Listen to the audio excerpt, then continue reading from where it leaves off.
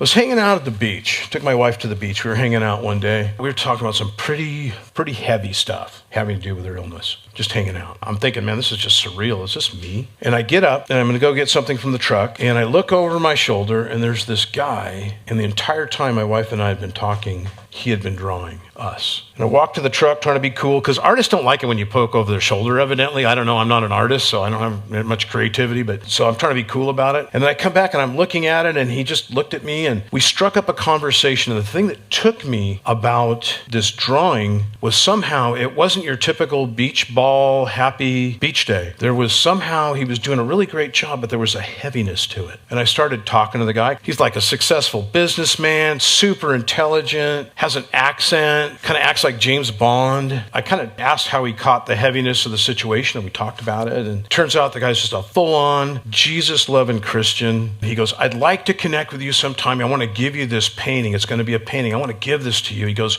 are you ever in Escondido? So I meet with a guy at this little art show and we're hanging out. This wonderful, creative man had been through so much. In Great Britain, wealthier people would send their kids to boarding schools. And he really didn't want to go, but he went. And he was the G-rated version, victimized in ways that nobody should ever be victimized consistently. Left some pretty deep scars. Messed him up. And he was angry. And he was seeing a therapist, and the therapist was a believer. And the therapist says, you need to go out. I know you're an artist. I need you to go take a block of wood. I need you to go out and hang this in the backyard. And I want you to take a baseball bat. I want you to think of everything these people did to you, their names, their faces. And I want you to take this bat, and I want you to take that wood, and I want you to just beat the hell out of it. And I want you to beat it and beat it and beat it until you can't do it anymore, till you are exhausted. And then get up and do it some more. And then when you can't do it anymore, I want you to sit, and I want you to recount each one of those names and each one of those accents. I want you to forgive them for that because they have a hold on you and they shouldn't. And I want you to let this out. And then when you're all done with that chunk of wood, if there's anything left of it, I want you to do something with it because I know you're an artist. He showed me a picture of what he did with that piece of wood. And it's this beautiful hand and it's holding something that looks like a cup. And the name of the art piece is called The Chalice of Forgiveness. And it's gorgeous. I challenge you this morning, if things have happened to you, that forgiveness will take something that is ugly and horrible